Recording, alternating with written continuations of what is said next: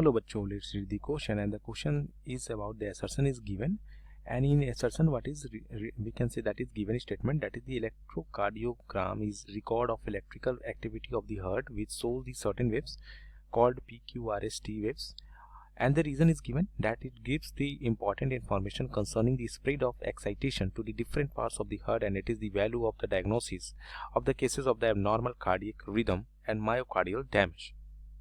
तो ऑप्शंस यहाँ दिए गए हैं और एसर्शन रीजन यहाँ पे दिए गए हैं।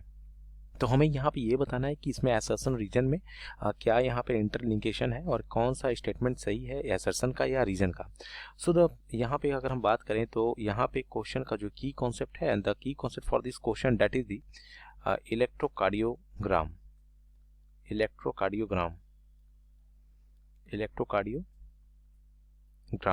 सो इलेक्ट्रोकार्डियोग्राम के बारे में अगर हम बात करते हैं, जिसे हम बेसिकली यहाँ पर रिप्रेजेंट करने जा रहे हैं किससे, दैट इज द ईसीजी। और ईसीजी में it contains the we can say it consist of the P wave.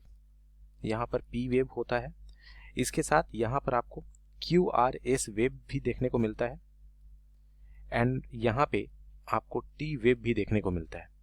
ECG के बारे में अगर हम बात करते हैं तो ECG is we can say that gives a clear idea, that gives the important information concerning to the spread of extinction, और हम बात कर सकते हैं excitation to the different parts of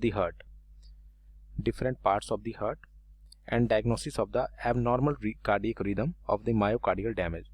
but देखा जाए तो हमारा जो रीजन है that is not the correct explanation for the assertion है, बट इंडिपेंडेंटली अगर हम देखेंगे तो हमारा एसर्शन भी सही है, this is true, and reason is also true, but reason is not the correct explanation of the assertion. So by the option our correct answer is option B.